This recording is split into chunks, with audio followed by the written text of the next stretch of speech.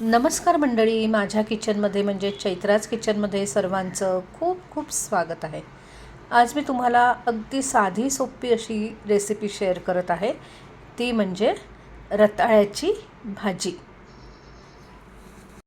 इथे मी 2 हिरव्या मिरच्या चिरून घेतलेल्या आहेत. थोडासा कढीपत्ता लागेल आणि 3 मध्यम आकाराची मी रताळी घेतलेली होती. ती 2 ते 3 पाण्यातनं स्वच्छ धुवून काढलेली आहेत. नंतर त्याची सालं काढली आहेत आणि अशा प्रकारे ही रताळी मी चिरून घेतलेली आहेत.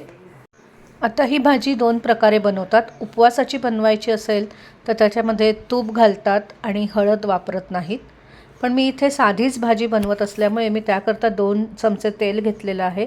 तेल तापल्यावर त्याच्यामध्ये 1 चमचा जिरं घातलं. जिरं तडतडल्यावर हिरव्या मिरच्या आणि कढीपत्ता घातलेला आहे. त्यानंतर अर्धा चमचा हळद आणि हिंग घातलेला आहे आणि या रताळ्याच्या फोडी घातलेल्या आहेत.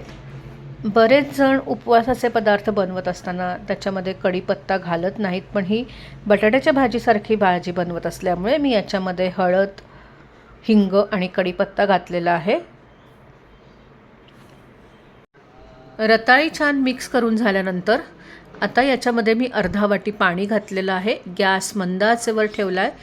तसेच चवीनुसार मीठ घातलं आहे आणि आता याच्यावर झाकण ठेवून याला एक मोठी वाफ आणून द्यायची आहे. झाकण काढून आता मी बघत आहे तर यातलं पाणी बऱ्यापैकी आटलेलं आहे. अजून एखाद मिनटं परतल्यावर यातलं सगळं पाणी आटेल आणि रताळीसुद्धा हे बघा छान शिजलेली आहेत.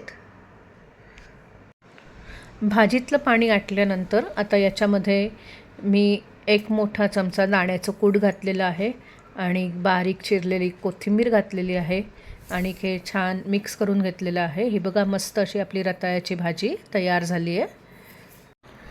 मस्त गरमागरम झटपट होणारी आणि चवीला छान लागणारी अशी ही रताळ्याची भाजी तयार झालेली आहे.